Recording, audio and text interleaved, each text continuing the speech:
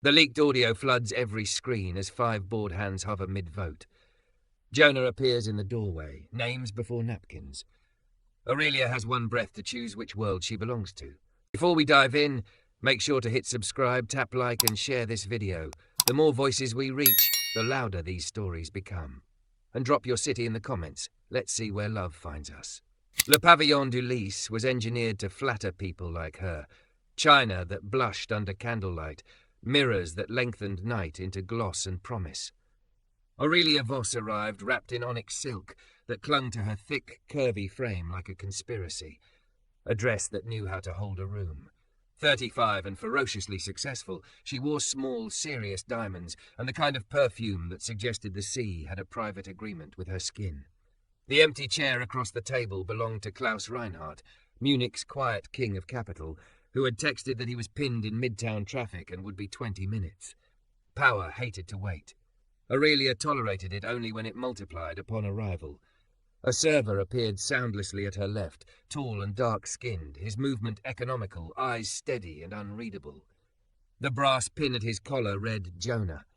She clocked him as she clocked everything. Watch, gait, polish, the minimal deference of someone good at their job. "Welcome to Le Pavillon," he said. "Still or sparkling?" "Still," she murmured, thumb-skimming emails.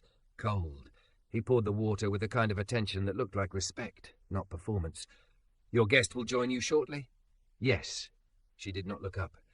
Legal pinged about a union flicker in Boston. PR wanted a line for a gossip blog sniffing around her social calendar. Another text. "Investor optics. No missteps." She smirked. When had she ever misstepped in public? That required believing the room could judge her. Jonah returned with menus, setting one by the empty chair as if saving the future a seat. His hands were surgeon steady. Aurelia decided he was handsome in a way that didn't ask permission and that this was irrelevant. She also decided, with the petulance of a girl raised in rooms where money insulated cruelty, that German made for a good curtain in New York. She pivoted toward the chair meant for Klaus and said in brisk, polished German, "Er sieht hübsch aus, aber Substanz kaum. Manhattan lebt von schöner Verpackung." Handsome but hollow, Manhattan worships pretty packaging. The sentence landed with that little narcotic prickle she pretended not to enjoy. Power, sharpened to a whisper, always felt clean to her when no one bled. She furnished the silence with another cut, airy as lace. "Wenn Sie wenigstens jemanden schicken würden, der eine Karte lesen kann." If only they'd send someone who could even read a wine list. Nothing in the room flinched. The chandelier did not tremble. Jonah finished aligning her knife with its mirrored twin on the plate, then straightened. When he spoke, his German was unaccented, understated, devastating. "Vielleicht ist das größere Problem, dass manche Menschen eine Sprache wie einen Vorhang benutzen." Maybe the bigger problem is people who use a language like a curtain. Aurelia's breath snagged, a small, unglamorous hitch. The crystal at her lips chimed against her tooth. He hadn't raised his voice. Precision had done the work. She felt heat crawl up her throat, then guilt, then anger at the guilt, the familiar sequence of people who believe consequences are for other people. "Entschuldigen Sie?" she asked, though she'd understood every word. "You were not speaking privately," he replied in English, even, winter-cool, "and I was listening." Her mind reached for the old routines. Joke, deflect, harm. They slid off the moment like dull knives. The kitchen door whispered open. Chef-proprietor Marcel Durant appeared in immaculate whites, expression like a storm practicing its conscience. "Tout va bien?" he asked Jonah, then turned to Aurelia. "Madame Voss, we are honoured by your presence," he said, voice cordial and unarguable. "We are not honoured by contempt for our people." "This is a misunderstanding," she began, feeling the unsteady ground of real exposure. "I was speaking to—" "It isn't," Jonah said softly, not cruelly, and somehow that was worse. Marcel's tone did not change. "Le Pavillon keeps one policy stricter than its pastry. Any discrimination towards staff ends service." He glanced at Jonah, then back. "I would prefer not to enforce it." Aurelia's instincts flared. Boardroom, courtroom, the pretty blade of leverage. "Mr. Durant, I respect policies," she said, assembling composure cell by cell. "I also understand permitting, donor lists." Marcel smiled without warmth. "We understand dignity better." The door opened again. Klaus at last, rein stippling the shoulders of his navy suit, eyes already scanning for the kind of mess that money attracts. "What catastrophe have I earned by being late?" he asked, tone wry. "An avoidable one," Jonah answered. Klaus shifted to German with a fluency that made the heat in Aurelia's cheeks spike. "Was ist passiert?" "Die Dame hat angenommen, dass ein schwarzer Mann, der serviert, nicht gebildet ist," Jonah said. "Sie hat es laut gesagt. Ich habe geantwortet." "The lady assumed a black man serving is uneducated, said it out loud," I replied. Klaus turned his snow-blue gaze to Aurelia. "Is that accurate?" "It is," she said, surprised by how quickly the truth travelled when lies refused to serve. "And indefensible." "May we continue?" Klaus asked Marcel. "If Miss Voss apologizes, and if it is accepted?" Aurelia looked at Jonah because there was nowhere else to look. He had not once made her small with his eyes. He had simply refused to let her be larger than her behaviour. "I'm sorry," she said, plain for the first time all day. "What I said was ugly. It came from arrogance and boredom and a lifetime of rooms that let me get away with both." "An apology is a door," Jonah replied, steady as a metronome. "What you do after you walk through it matters." Marcel inclined his head. "Then we proceed." Aurelia thought that ended the lesson. Jonah didn't move. "For clarity," he went on, "I'm not a server who happens to mimic languages. I'm a partner here, and sometimes I work the floor so I don't forget who this house is for." Partner rearranged the table settings in her mind, the night, the power, the future. Somewhere she recognized him. A panel in Berlin, a paper on equitable supply chains, the line she'd underlined twice, "Stop designing systems that make the people who build your table invisible at the table." She felt the thud of recognition and shame sharing a heartbeat. Klaus was quicker. "Urban Hospitality Forum," he said. "Jonah Adeyemi, the talk on redesigning access." "Among others," Jonah said without vanity. Then, with a mercy she hadn't earned, "Start with the celery route. It's the earth done right." It was not forgiveness. It was instruction.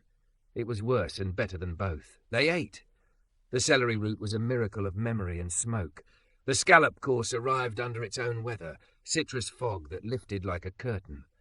Klaus, ever the capitalist priest, bent the conversation back toward debt tranches and an Italian expansion that would require a careful courtship of Roman pride. Aurelia answered on autopilot, the muscle memory of domination, but her attention kept straying to the quiet choreography of a man who had turned her language into a mirror. Between courses she said, "How many languages?" "4," he said. "5, if you count kitchens. Kitchens is a dialect I respect." "Then we have a basis." Klaus's phone buzzed. He ignored it. "We were to discuss a fund," he said to Aurelia. "I'd prefer to discuss a frame. I invest in structures, not slogans. How Voss Meridian treats people when no one is watching is now part of the calculus." "Fair," she said, surprising herself. The word was heavier than she was used to lifting. "Tomorrow," Jonah said. "Same room. If you return with the same energy you brought to your apology, I'll listen. If not, we'll both know what tonight was." "What was it?" she asked. "A mirror," he said again, and moved away to greet a table who looked at him like he owned the place because he did. Rain eased. The room's hum returned, but it wasn't the same music. Aurelia lifted her glass. Her hand had steadied. "To doors," she said. "To what happens after," Jonah answered without turning, and she admired, almost against her will, the untheatrical confidence of a man who didn't need her attention to justify his worth. Outside, the city had dried to a wet gloss shimmer. In the car, she typed to Klaus, "Tomorrow works. Bring the Roman case study." To her assistant, "No spin. Book a table for 2. Ask for Jonah." Her reflection ghosted in the window. Diamonds, silk, a mouth that had learned how to injure and charm with equal ease. For the first time in a long time, she felt something that wasn't win or want. It was smaller and more dangerous. It was the awareness of the part of herself she had never needed to fix because the world kept rewarding it. Her phone buzzed again. Traffic cleared. On my way home from nobody who mattered to the markets. She closed her eyes and saw the flicker of hurt in Jonah's, quickly masked, and the discipline with which he'd chosen not to crush her when he could have. Power wielded with restraint altered rooms faster than money. Tomorrow would come with its ledger. She would bring a different balance. And if she failed, it would be in the open, under lights, where failure could not pretend it was a misunderstanding. When the driver asked if she wanted music, she said no. She wanted the quiet, the accountability in it. Somewhere behind her, the restaurant went on making small, perfect things out of fire and patience. She thought, not for the first time that year, that conquest was a blunt instrument compared to this new, precise work. She touched her throat where the pulse had slowed, and for once did not calculate. She simply prepared. The next night she came without armour, no onyx sheath, no diamonds. A slate dress that hugged her without announcing it, low heels, hair pulled back in a careless knot that cost her nothing. The host recognized her and surprised her by saying nothing at all. No, we're honoured, no careful warmth. Just a nod toward the same private room, the same linen, the same chair she had treated like a throne, and a mirror the night before. Jonah was already there, not in the quiet black of servers, but in a shirt the colour of deep water and jeans that made him look like a person instead of a role. He stood, and she registered how tall he was, how he did not minimize his height for anyone. Marcel appeared with 2 menus, offered them like neutral ground, and vanished so efficiently she felt the intention of his absence. This was not theatre. This was space for a reckoning.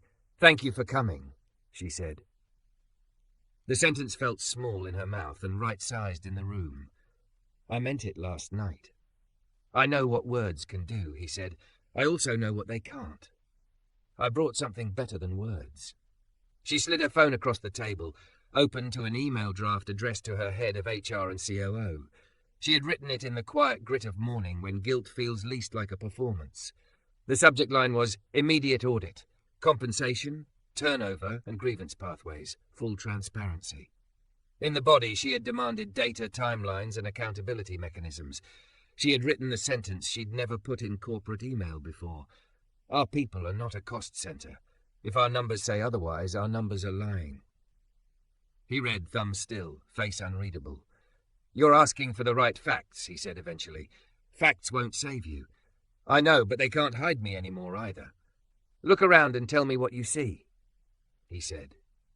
Aurelia took a breath she hoped didn't sound like buying time and let her eyes sweep the room. The tablecloth is a millimetre off-centre because the server had to reach across instead of circling. The glassware has been polished with vinegar. There's the faintest bite on the stem. The barback's towel is grey at the edges because bleach is rationed for the front of house. In the mirror, the table behind us is pretending to be here for love. They are here to be seen at a place that suggests they can afford love. "And the people?" he asked. She forced herself to linger on faces. Server on station 2 has been crying recently. She's blinking hard between tasks. The runner's right shoe is taped. He's hiding it under good posture. The pastry cook is either new or a perfectionist. Her quenelles are too cautious. He let the silence do what it does when it's treated with respect. "Better," he said. "Now look at yourself." She made herself do it. The woman in the glass did not have diamonds, and yet the old shape of entitlement still clung like a second skin. "I have had practice letting a room bend around my will," she said softly. "I'm not sure how to unlearn it." "It helps to be somewhere your will is irrelevant," he said. "The dish pit is good for that." Her laugh startled her. It wasn't brittle. "Do you mean that?" "I do. But before we jump to penance, we talk. Because sometimes rich people scrub plates for an hour and call it growth. I'm not interested in your absolution." "Fair." He folded his hands, a small cathedral of fingers. "I grew up in 3 countries and 2 class systems," he said. "In one, people assumed I was poor because of my passport. In another, because of my skin. I learned to wear languages like armour and access like a map. I worked 12 years to build rooms where the people who make beauty aren't invisible." He met her eyes. "Then you tried to drag a curtain across my face using a language you thought I didn't own." "I did," she said. Owning it hurt less than she expected and more than she wanted.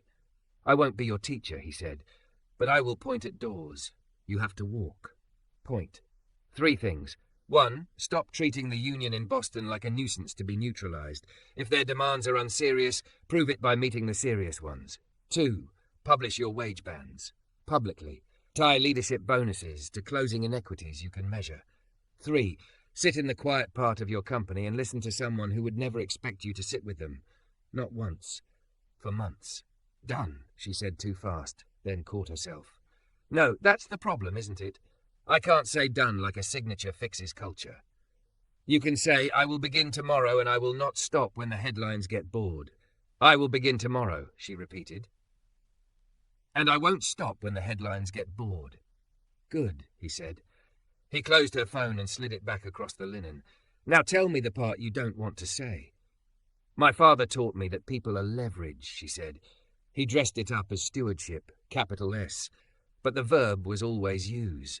I have been very good at using. It's efficient, and it hollows you out without telling you it's doing it. That's the hard part, he said gently.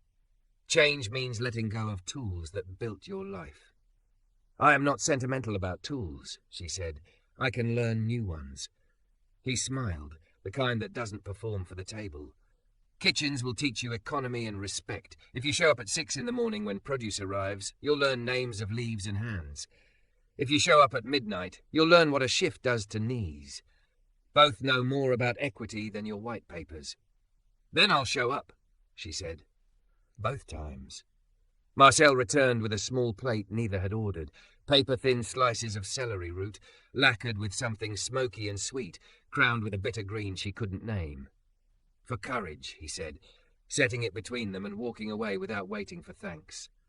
They ate in companionable quiet, and she was surprised at how much comfort there was in earning a small kindness. Her phone buzzed. She glanced out of reflex, expecting some new fire.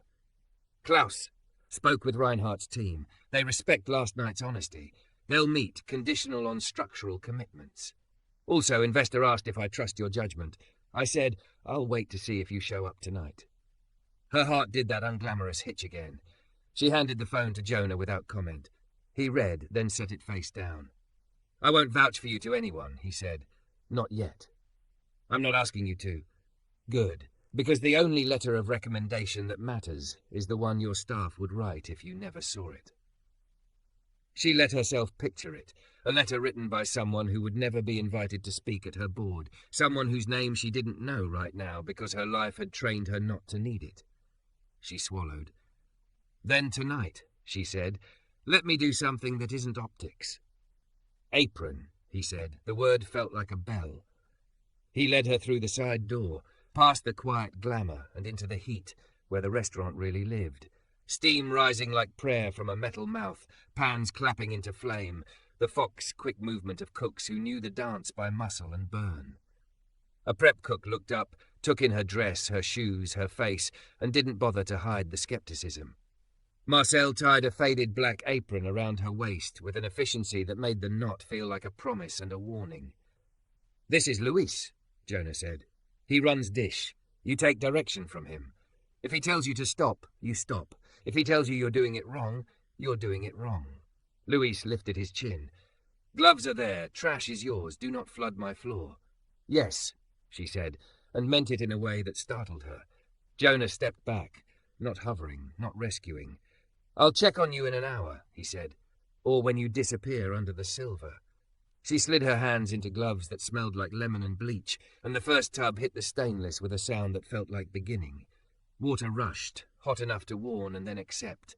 Plates came, then more plates, then the murmuring avalanche of a dining room that does not care who you were an hour ago. Her hairline dampened.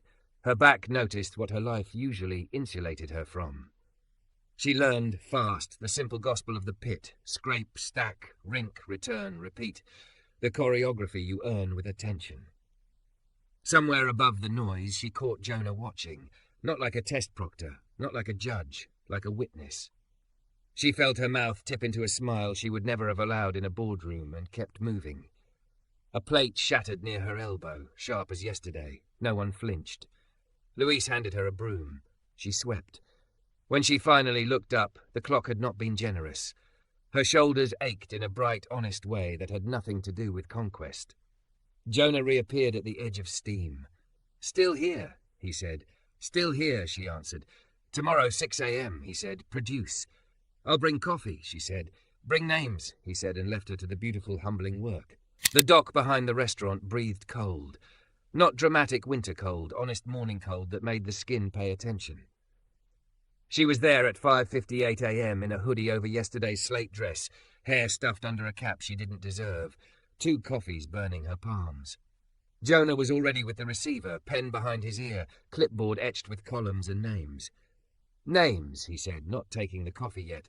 Manny, she said, nodding at the driver, easing the truck in. Tetiana, greens. Dev, mushrooms. Mr. Lee, chicories and herbs. Rosa, microgreens. Tariq, porter. Abena, stone fruit when it's season, but today she's just visiting because she misses the noise. Abena laughed. I never miss noise, sweetheart. I sell peaches to people who think summer is a personality. Jonah took the coffee then, eyes on the lift gate. Good start. Don't flatten them into categories when the day gets loud. Manny rolled the first crate down, Wood complaining. 10 cases celery root, 12 fennel, 6 black radish, he said to Jonah, then to Aurelia because she was there. You're the lady from last night. I am, she said, owning it before it could be weaponized. And I'm lifting. Jonah handed her a pair of grip gloves. Lower with your legs. Don't perform. Work. They worked. Paper rasped. Pens squeaked. The dock was a liturgy. Count, inspect, sign, stack. When a crate of fennel revealed a crush in the corner, Manny winced. I'll take that back. What happens to your invoice if you do? She asked. He shrugged, the motion old and resigned. Clock restarts. I still have to make payroll on Thursday. How fast do you get paid on a good week? 30 days if the moon is kind. Some places make it 90. Heaven forbid they're piloting new disbursement software. Jonah looked at her over the clipboard. He didn't nod. He didn't have to. Aurelia stepped back from the crate, wiped her hands on her hoodie, and typed a message she knew would draw fire. Effective immediately, vendors under $2 million annual volume move to net 15 with a 1% early pay option they elect. Not us. Build the cash model today. Send me impact by 3 p.m. No predatory discounting, she added. Mira, draft wage bands for all roles. Plan to publish internally by quarter end, external next quarter. Tie my bonus and the C-suites to reduction in comp disparities and turnover among hourly staff. I'll take the hit first. Formal proposal at 11 a.m. The typing dots from Inez arrived as a dare. This impacts cash conversion. Board won't like it. Our debt covenants. Then our covenants are wrong, she replied. Bring options, not reflexes. A crate slipped in her hands, skidding her knuckles. The sting was immediate and clean. Jonah was there with a kitchen towel before she reached for it. He wrapped her hand without commentary, then returned to the list. Dev, small and fox-bright, presented chanterelles that smelled like rain had secrets. Careful with those, he said. They're arrogant. They collapse under people who rush them. Like investors, Manny muttered. Laughter lapped the dock. She signed, she carried, she listened. Tariq, tall and tired, took pity on her posture. Shoulder, not wrist, he said, shifting the crate higher for her. If you try to protect your hands, your back will roast you. The trick is to let the weight land where you're strong. She felt the heat in her thighs, the damp thread under her cap, the bright ache that said, this is what a body is for when it's not ornament. They emptied the truck, then the next. By 7:30, her forearms hummed. Jonah checked his watch. Go, he said. You have a meeting to detonate. I'll be back after, she said. Don't promise presents like it's a virtue, he answered. Show up, or don't. Either way, the doc will remember. The car smelled like leather and haste. Her assistant, Talia, climbed in 2 blocks later, already reading her face. You're bleeding. A compact appeared, a tiny first aid kit followed. And you're calm? I'm busy, Aurelia said. There's a difference. At 9:58 a.m., her leadership team filed into the glass rectangle that had never once felt transparent.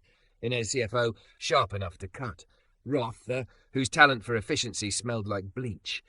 Mira, who looked like she hadn't slept since someone invented email. 2 board members dialing in with the easy entitlement of people whose money lived in places that never knew weather. Aurelia didn't sit. I'm making 5 changes, she said.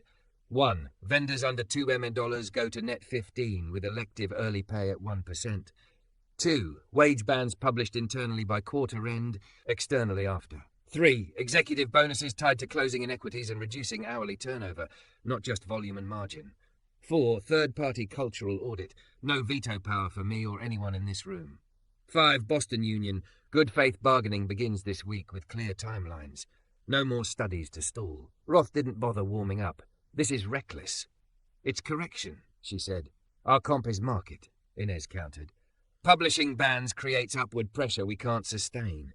Market has been our shield for underpaying people who prop up our yield, Aurelia said, not raising her voice.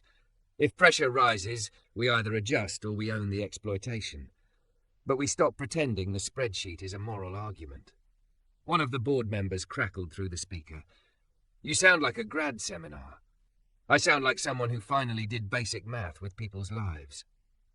Mira cleared her throat, eyes flicking gratitude and fear. We can draft wage bands by quarter end. We'll need a task force. You'll get one, Aurelia said. Not all executive. We'll pay staff for participation. Roth's mouth found a sneer. And if investors balk? Klaus already knows, she said, watching the room change shape when she reminded them they were not the only power in it. He asked for structural commitments. This is that. You consulted him before your team? The dial-in voice demanded. I listened to a man we've trained ourselves not to see, she said, and let the sentence sit. Silence can be a vote when you let it be counted. After a beat too long, Inez exhaled. Cash implications will be ugly for 2 quarters. Then we get ugly for 2 quarters, Aurelia said, and we stop being ugly forever. They argued. She held. When it was done enough for today, she signed the memo that tied her bonus to the things that would hurt before they healed. The pen scratched louder than usual. At 1:12 p.m., an email from Klaus. Reinhardt willing to meet. He likes teeth. Don't gums your way through it. She smiled despite herself. He always knew when to be irreverent. By 2, a reporter was calling Talia with a sugar-coated knife. We've heard Miss Voss verbally abused restaurant staff in German last night. Would she like to comment before we publish? Talia mouthed the words as if the phone were a flare. Aurelia felt a quiet she hadn't earned settle into her bones. Tell them we'll call back in an hour, she said, and dialed Jonah. Predictable, he said when she told him. Rooms like yours are sieves. What do you want me to do? What do you want to do? He never spared her the reflex to outsource morality. I don't want to hide, she said. I also won't hand them my growth like it's a redemption arc they get to sell. Good, he said. Then answer the thing you can control. Your own voice. Not a statement. A conversation. The people who matter will hear the difference. Will you? No, he said gently. I won't stand next to you like a prop. If you're telling the truth, it can stand alone. Fair. She returned to the dock anyway before she faced the press, because humility likes to evaporate when you talk into cameras. The lunch rush had receded into the soft lull that kitchens use to mend their nerves. Marcel looked up from a tray of fish like a surgeon, deciding where to begin. You again, he said. Good. Help Rosa settle her invoice. Rosa had hands like twine and eyes like stubborn weather. Your accounts payable is a labyrinth, she told Aurelia, unapologetic. We send emails. Your system asks us to make portals. We grow herbs, not passwords. We're fixing it, Aurelia said. Net 15, elective early pay. A human contact who answers the phone. Rosa studied her like people study land before planting. We'll see. We will, Aurelia said, and knew it wasn't rhetoric. When she turned, Jonah was at the pass, plucking bruised leaves from a tray of butter lettuce with the same focus he had given her voice last night. She stood beside him and did the same. The work demanded attention and gave back a surprising peace. After a while, he glanced at her hand. You'll scar, he said. I've been glossy too long, she said. A mark might help. He rinsed her nick with a squeeze bottle, blotted it, taped it neat. The moment was practical, unromantic, and somehow intimate in exactly the way she trusted, an attention that didn't centre itself. Why does this matter to you? He asked, eyes still on the lettuce. My mother taught me to smile and win, she said. When I was 7, a woman named Lena tied my father's bow ties and wasn't allowed to use our front door. I thought the world was benevolent because it bent for us. I am ashamed of how late I am to the truth. Late is better than never, he said, as long as you don't confuse confession with repair. I won't. The phone buzzed again. Talia, reporter circles back in 20. We can stall 10 max. Aurelia wiped her hands, untied the apron and looked at Jonah. I'm going to tell them the worst thing I did this week, she said, and I'm not going to ask to be comforted for it. Good, he said. Then after you do, come back. We have produced to break down, and tomorrow to earn. She stepped into the afternoon where the light felt less like a spotlight and more like weather. In the car, Talia rehearsed media rules she'd paid good money to learn. Aurelia listened, then shook her head. No spin, she said. No passive voice. No if anyone was offended. We say what happened and what we're doing. We leave space for the people we hurt to ignore us. Talia's eyes softened with something almost like relief. Okay. When the reporter's voice came through, bright, predatory, eager, Aurelia did not give it blood to sip. She gave it the thing it was least equipped to metabolize, a simple, unadorned accounting. I spoke in German to belittle a black man I assumed would not understand me, she said. He did. He answered back fluently. I apologized to him.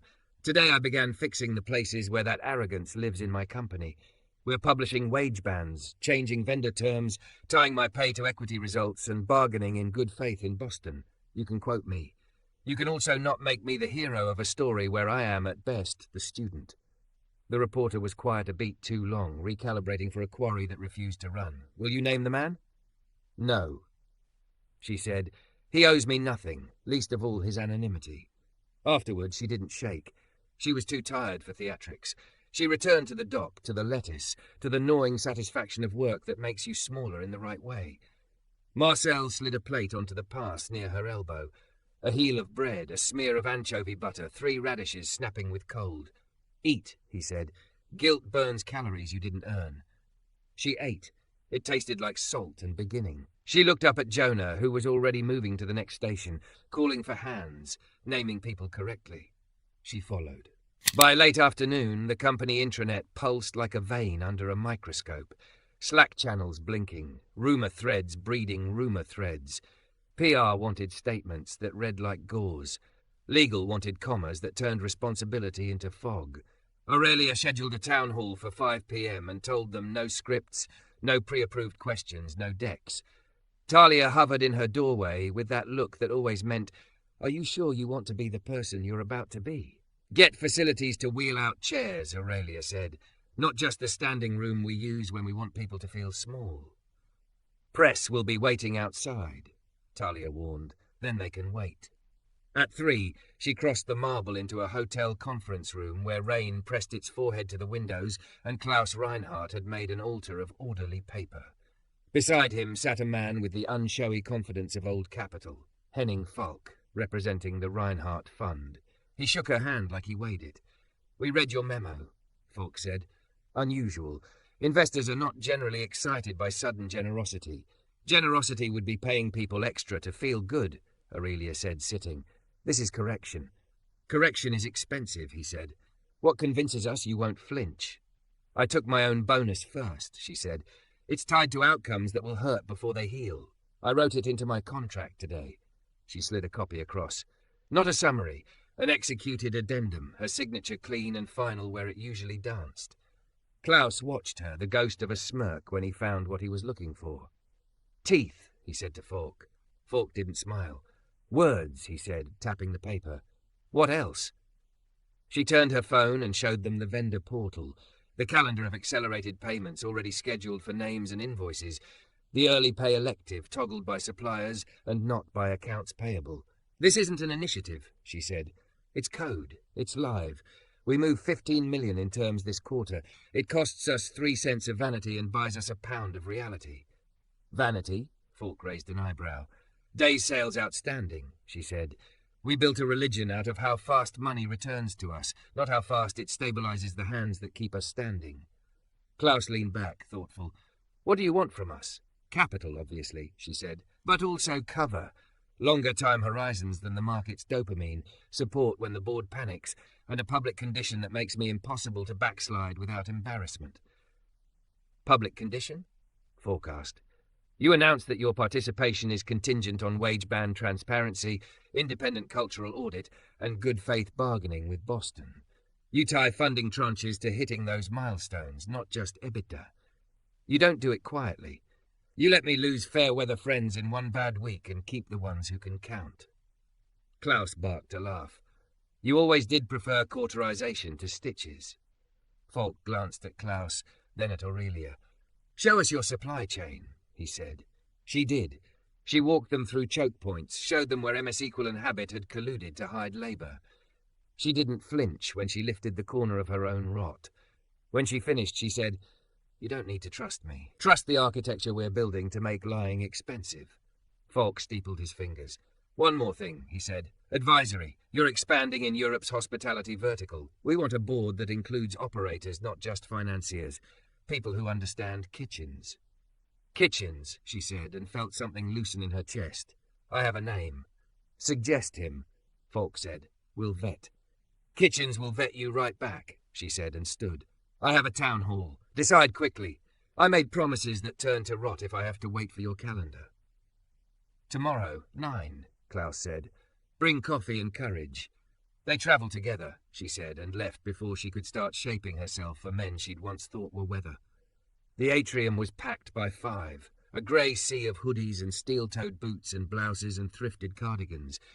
Security had roped off the press outside. A constellation of phones glowed behind glass. Aurelia climbed onto a small platform and didn't take the lectern. She wanted nothing between her and the people who could, if allowed, save her. A murmur rolled through when the screen behind her flickered. Talia looked at her for the last out. Aurelia nodded. The video played. Dim, candled light. Her profile impatient and bored. Her voice in German, cutting, lazy. The worst version of herself wearing the best clothes she owned. The room did not gasp. It hardened. A few heads dropped. A few faces turned away. She let it finish. She made herself look at herself. I said those words last night, she began, when the sound died and the atrium's HVAC became louder than breath. I said them because I am practiced and rewarded for saying things without consequence. I assumed a black man serving me did not understand my language, and I used that assumption to make him small. He did understand. He answered back. He could have humiliated me. He did not. He made me work. Nobody moved to rescue her from silence. Good. I am not here to ask for forgiveness, she said. I am here to ask for scrutiny.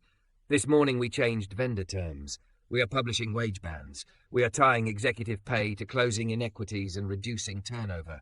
We are inviting an independent audit of our culture, and we will bargain in good faith with Boston. These are first steps that cost something. If we are serious, they will cost more.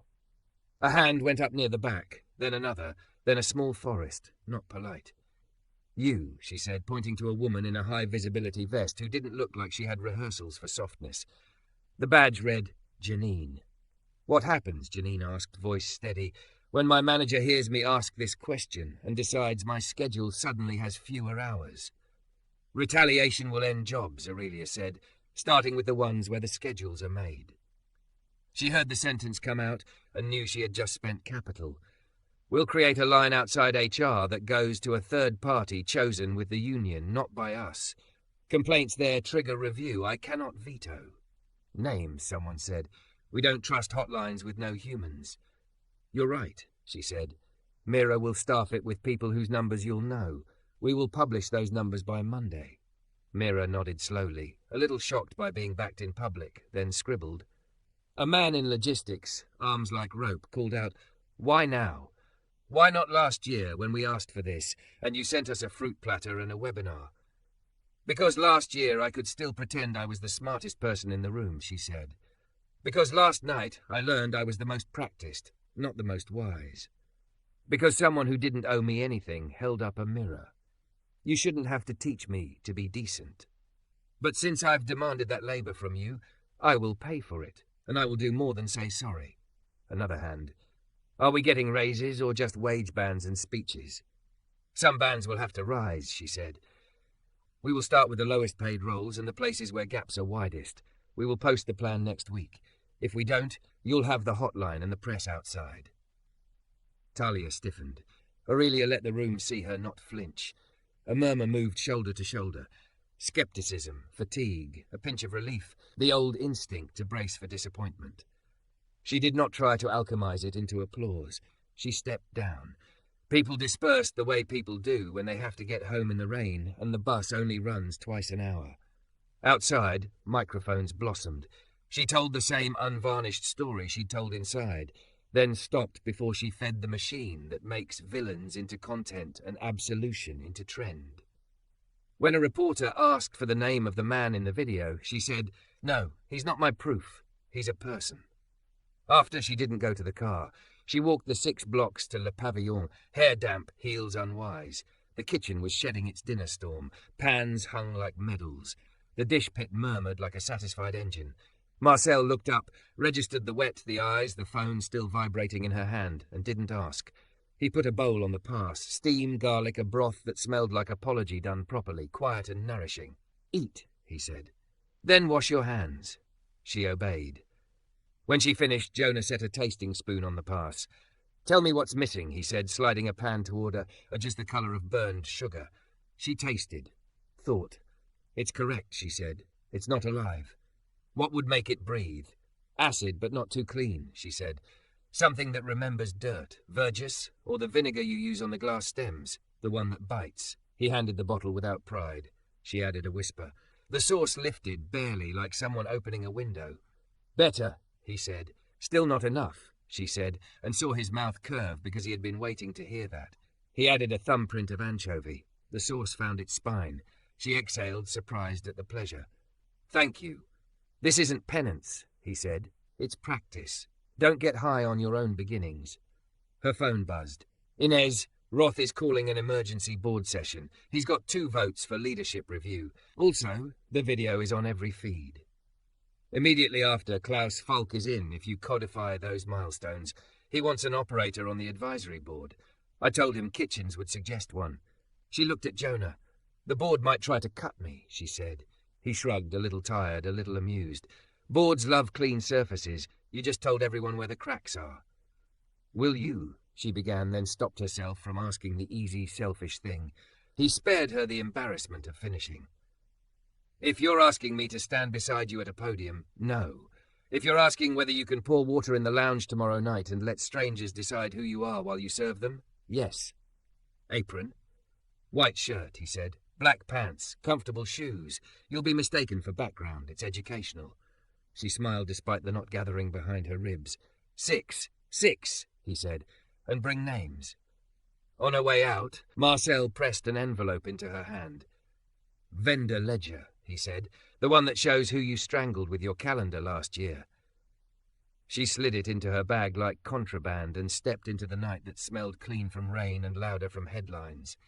Somewhere between the hotel and the dock and the atrium and the kitchen, she had tripped over a thin, unglamorous truth.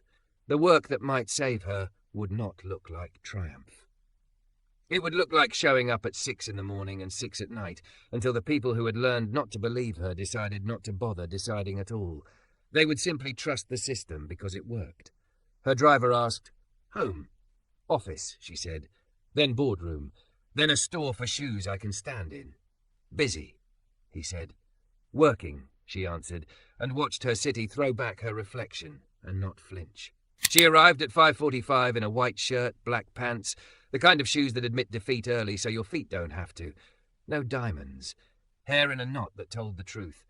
The lounge was already humming, ice skidding in tins, a bartender raining citrus over the bar with a flourish that belonged to another century, conversations folding into each other like soft linen. "Background," Jonah said, handing her a tray. "Water service only. Names before napkins." She repeated it like a blessing she didn't yet believe in. Names before napkins. "Good." He tapped the edge of her tray with a knuckle. "If you spill, you apologize. You don't explain." Marcel slid past, ghosting a smile. "If she breaks something?" "Broom," Jonah said. "Always broom." She walked into the room that had seen her at her worst and asked to be invisible. The first table was a pair in their 70s. The man wore a jacket too big for his shoulders. The woman wore lipstick that refused to apologize for colour. "Good evening," Aurelia said, setting down water that trembled only a little. "I'm Aurelia." "Patricia," the woman said, pleased to be asked. "And this is Ben. He still orders wine like he's flirting with the bottle." Ben grinned. "Water first," he said. "We are pretending to be sensible." At the next table, 2 line cooks still in checkered pants hunched over a drink they were trying to make last the hour. "I'm Aurelia," she said. They blinked at her. One lifted a brow. "Like the CEO woman who—" "Yes," she said, simple as a plate. "Water?" "Sure," the other said, and after she poured, he added, "I'm Theo. This is Jazz. We're off the guard-manager line. Jazz makes a vinaigrette you'd leave your watch for." "Not my watch," Jazz said. "Maybe a ring." A family took the corner. The kid in a bow tie had that pinched courage children rent for one night and return scuffed. He dropped a spoon with a crash that made 3 tables jump. "No harm," Aurelia said before anyone hissed, kneeling to retrieve it, feeling the heat of the floor through her trousers. The boy's mother mouthed thank you. The boy looked at her like she'd saved a planet. Recognition rippled around the room in small waves. Someone would glance, whisper, stare, look away. She kept to water and names in a posture that asked for nothing. She misjudged a reach and kissed a cuff with a spill. She apologized without a novel. She learned to breathe slower so the glasses stopped singing on her tray. Halfway through the hour, Janine from logistics walked in with 2 co-workers. She clocked Aurelia, let her eyes settle, then nodded once. No smile, no blessing, just a fact entered into the ledger of a day. It meant more than anything PR had ever purchased. Her phone buzzed against her hip. Talia, emergency board session begins in 20. Roth pushing leadership review. We have 3 votes, 2 swing, 2 against us, 1 unknown. Aurelia brought water to a table of 2 suited men whose watches told the story of a bonus season and set the tray down. The older one squinted. Don't I know you? Yes, she said, I'm working tonight. Then she crossed the room to Jonah. I have to go. Or you don't, he said. Either way, the room remembers. I'll be back, she said. Then be back, he said, and turned to correct a server's grip on a wine key, his attention flowing to where the work was. She liked him best when he wasn't thinking about her at all. The boardroom was cold enough to keep fish. Roth sat clutching a stack of printouts like scripture. Inez had her laptop open to a spreadsheet dense enough to throw a shadow. 2 directors glowed in from screens. 2 sat in person with the faint irritated pity of people who have sacrificed an afternoon for folly. Mira looked like she'd been assembled from paper clips and grit. Roth stood without preamble. In light of last night's incident and today's unilateral changes, I move for a leadership review and temporary suspension of CEO authority pending investigation. Second, one of the remote voices said, smooth as marble. Aurelia didn't sit. Before you vote, you should see what you're voting on.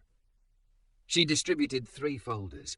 The first was the signed addendum tying her compensation to wage equity and turnover reductions. They'd seen a PDF, not the signature. The second was Marcel's vendor ledger, the one with names and net 90s that curled like bruises down the margin. The third was a term sheet from the Reinhardt Fund, the important part highlighted. Capital contingent on wage band transparency, independent cultural audit with published results, and good faith bargaining with Labour. Disbursement tranches tied to achievement of these conditions and not solely to EBITDA. You brought a leash, one director said, displeased. I brought a spine, she said. If you want easy capital with no conditions, you'll have to choose someone else to take it. Roth launched into cash conversion cycles and debt covenants. Inez, to her surprise, didn't immediately join the chorus. She cleared her throat. The net 15 on sub-$2 million vendors will tighten cash, she said. Short term, it hurts. Long term, our supply chain becomes less brittle. We've been buying efficiency by pushing risk downstream. You can only do that until the river floods. Poetry, Roth sneered. We have metrics. We do, Inez said, and turned the screen.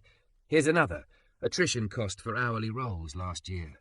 Here's vendor churn, error rates under fatigue. Here's the premium we pay when we panic because our partners can't float us 90 days anymore.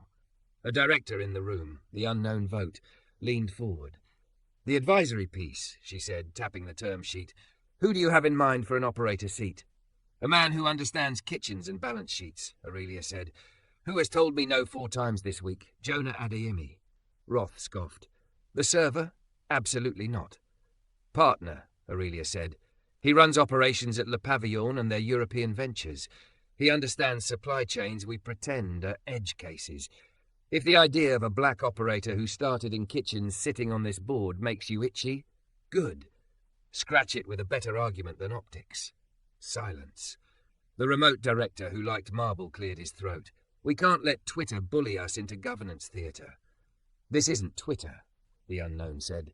This is a chance to build a company that might actually survive the next 20 years. Roth called the vote. Hands, then voices from screens. For a sliver of time the room held its breath the way people do at the edge of a pool before deciding whether to jump. 5-4. She stayed. Roth's face did a dozen small things and settled on injured duty. Very well, he said. We proceed with oversight. Gladly, she said. The oversight is the point. After the meeting, Inez caught her in the hall. I won't pretend I like what this does to cash, she said. But for what it's worth, my mother ran tabs with restaurants to keep the lights on. She would have liked net 15. Aurelia, who had expected only resistance, nodded. Then let's make it work. She could have gone home. She went back to the lounge. The room didn't applaud. It didn't need to. She picked up a tray. The bartender slid a lemon wedge toward her for luck and didn't look to see if she used it. Janine lifted her glass when Aurelia passed, then went back to laughing with her friends. That felt like more than forgiveness.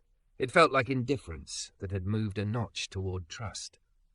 Service ended in a slow exhale. The room shed its noise the way a good coat sheds rain. In the kitchen, Marcel was making staff meal, rice that smelled like onions, telling stories, chicken that had agreed to be generous. Jonah leaned against the pass, arms folded, watching her wipe down a tray. How many glasses did you pour? 87, she said, and one apology that didn't need a paragraph. Progress, he said. How did your tribunal go? They tried to cut me, she said. They didn't. 5-4. Klaus and Falk are in, with conditions. And the operator's seat. I said your name, she answered. If you want it, under your terms. He didn't smile. He also didn't say no. My terms are 4, he said. 1, no photo ops. 2, independents to vote against you loudly. 3, a kitchen stipend fund we administer, not you. Gear, shoes, doctor visits for backs and knees. 4, if the audit comes back ugly and you flinch, I resign and hold a press conference on the sidewalk. Agreed, she said, surprising herself at hesitation cost. All of it. He nodded once and untied his apron. Then we'll try not to waste this. Marcel banged a spoon on the side of a pot. Eat, he commanded. Talk after you respect the rice. They ate on upside-down milk crates, the way people do when the day has stripped them to their workable parts. Jazz from Garde-Manger slid her a soda, then took it back with a grin. You're on water, he said. Tradition. They laughed. It felt like the first laugh of a house that had decided she might not break it. Later, when the kitchen dimmed to a blue hum, Jonah walked her to the back door. The alley smelled like metal and rain. Tomorrow, 6, he said. Dock or dish? Both, he said. And don't bring speeches, bring names. She stepped into the night, city air cool against heat she'd earned honestly. Her phone vibrated. Klaus. Falk wants coffee with the operator. 9 tomorrow. Then another from Mira. Union rep says he's willing to meet, says your town hall sounded like a beginning, not a brand. Don't mess it up. She texted back. I will mess up. I won't stop. At the corner, a bus hissed. A man held a door for a woman carrying a cake like a planet. The small civilities of a city that survives itself moved around her without noticing her, which felt right. She adjusted the strap of her bag, felt the sting in her knuckles, and smiled at the mark. There would be more meetings, more votes, more days where the old shortcuts glittered like false exits. There would be moments she wanted to buy her way out of discomfort.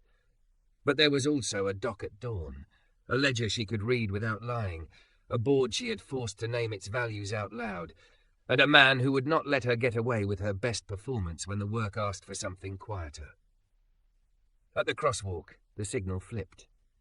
She didn't rush. She didn't pose. She simply crossed, water balanced steady in a hand that finally understood weight.